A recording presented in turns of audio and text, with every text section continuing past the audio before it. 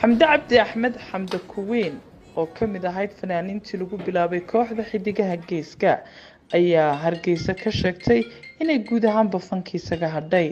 xamdi waxa ay ku dhalatay magaalada hargeysa sanadkii 1993 bishiisii saddexaad.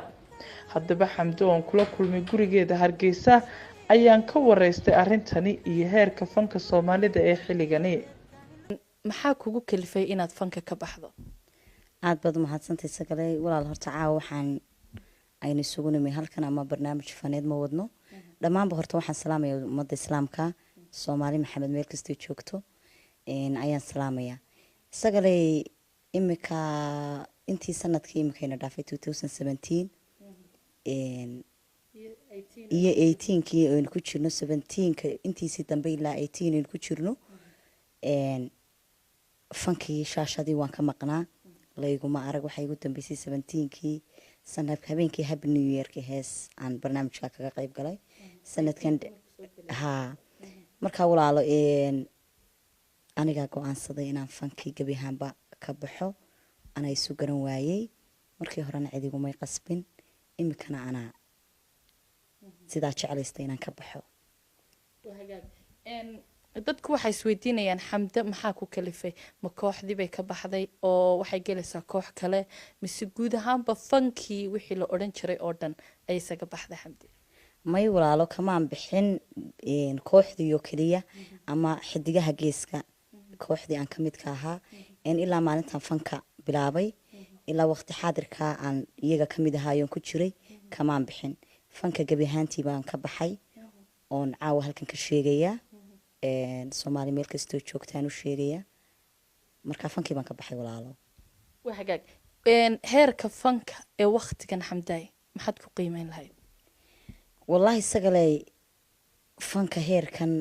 maanta aan joogno ama fanaaniin ahaan la joogo haddaan qiimeeyo markaan fanka soo galayay iyo maanta markii aan guda galay dhowrkaas saneen ku jiray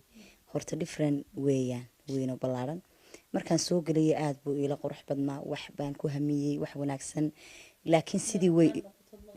aad magac baana fan Soomaali laga dhaxlaa oo maanta xamde kuweyn ilmaha yar labada jirkaaye ama yacni madaxa la kacay ayaa garanaya magac baan ka dhaxlay aan oran karaa xamde kuweyn. marka walaalo waxaan ku qiyaasi la wallahi dad badan oo waxa jira aniga sideedoo kala caawa aan ama niyada ku haya qofba marun buu jeclaada ama fanka gala ilaahay soo hadeeya. waxaan aad ugu faraxsanahay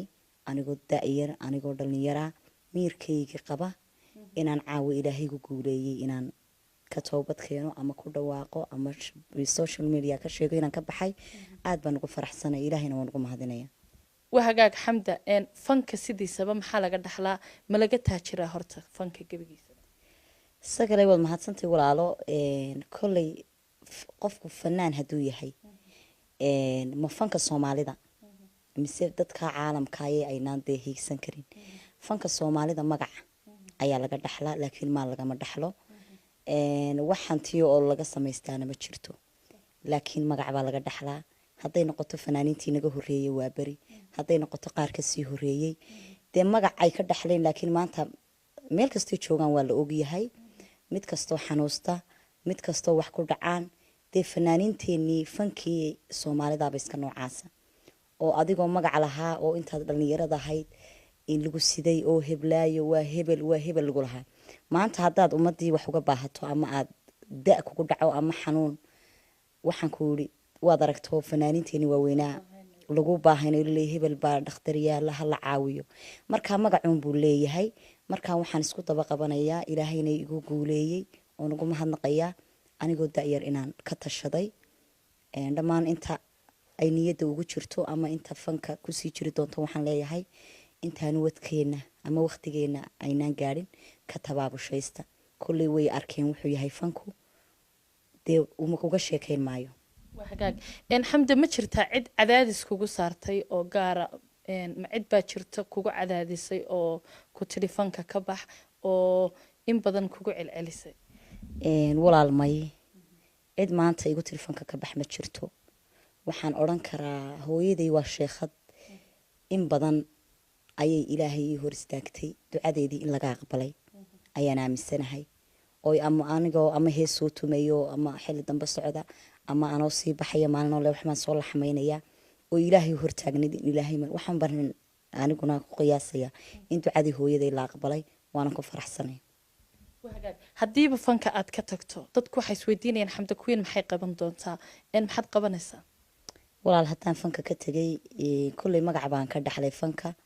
waxaan rajeynayaa insha allah magacii xagga fanka iyo heesahan kusii wadila business baan ku bedelaya insha allah xamda gabagabada maxay tahay fariinta aad u gudbinayso bulshadii taageerayaashaadii soomaalidii ummadda muslimiinta aad baad u mahadsantay sagale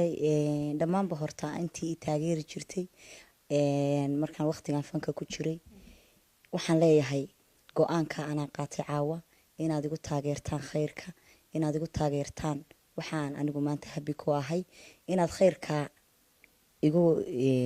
garab istaagtaan iina ducaysaan saasaan odhan lahaa waa hagaag xamda sida aad noo sheegtay ama aad ka dhawaajisay ama aynu wada ogsoonnahayba in badan ayaad shaashadaha ka maqnayd oo sida aad sheegtay aad shaashadaha ka maqnayd inkastoo aanad beryahaasi waxba tumin haddana waxaa jirta hees shalay toole lasoo geliyay youtube-ka oo baraha bulshada laga arkayay oo cusubood bks la qaadaysaan arintaasi sidee isku waafiqi laada sagale walaal heestan waxaan ku qaadnay jabuuti aniga iyo maxamed siciid bike waqti aanu joognay jabuuti sanadkii hore bishiisii 11 ayaa heestaa la tumay isaguna waqtigaa kooxda khilaaf baa jiro uu ka baxay heestii sidii bay dhulka u taalay aniguba waxun baan ku war helay anoon ogeyn cid soo gelisay iyadoo social media dhex socota markaa laftirkayguna maan wargelin oo waqti xaadirkii anoon shaacin oo isla sheeg waqtigaad fanka ka baxayso iyo heestaydii baa kulantay taasaan igu kaliftay inaan caawa duubo heestaasi maaha sanadkan iyo waqtigan aan fadhiyay toona waxa weeyaan 2017 bishiisii 11 anagoo bk jabuuti joogna ayaan halkaa heestaa ku duubnay mana aha wax cusub anoon ogeyna waa la soo geliyay youtube-ka walaalo markaas saasay ku baxday ta kale waxaan ka codsaday axmed weli ibraahim furunle walaalkay heeso kale oo dhowra oo iga hayay oo kaligeeya inuu dhulka dhigo oon dib loo soo saarin ama social media youtube-ka la soo gelin insha allah taasaan isagana ka codsaday waxaa kaloo aan ka codsanayaa dhammaanba qolooyinkan leh website-dada ama youtube-yada sameeya sida heesahoo kale lagu rido kuwaygii hore kolley way ka buuxaan oo dee caawa haddaan isdhaahdo midh iyo 2 iyo 3 ka saar suuroobi mayso waxaan ka codsanayaa dadka isticmaala youtube-ka ee heesaha soo geliya inay ka saaraan heesahayga anay igu taageeraan go-aankan qaatay meel kastay joogaanna waan u mahad celinayaa inayguna taa igu garab galaan ayaan rajaynayaa iina soo duceeyaan aad baan u salaamayaa soomaalida meel kastay joogto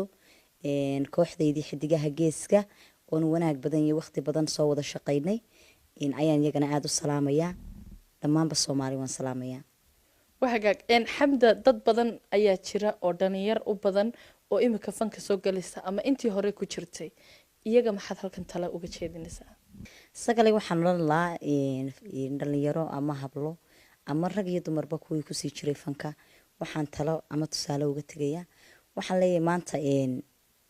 haddii aynu kusii waarno waynu ognahay lacag kama dhaxalno wax kama qabsano fanka soomaalida waa iska sida hooyaday baan xasuustaa mar walba igu oran jirtay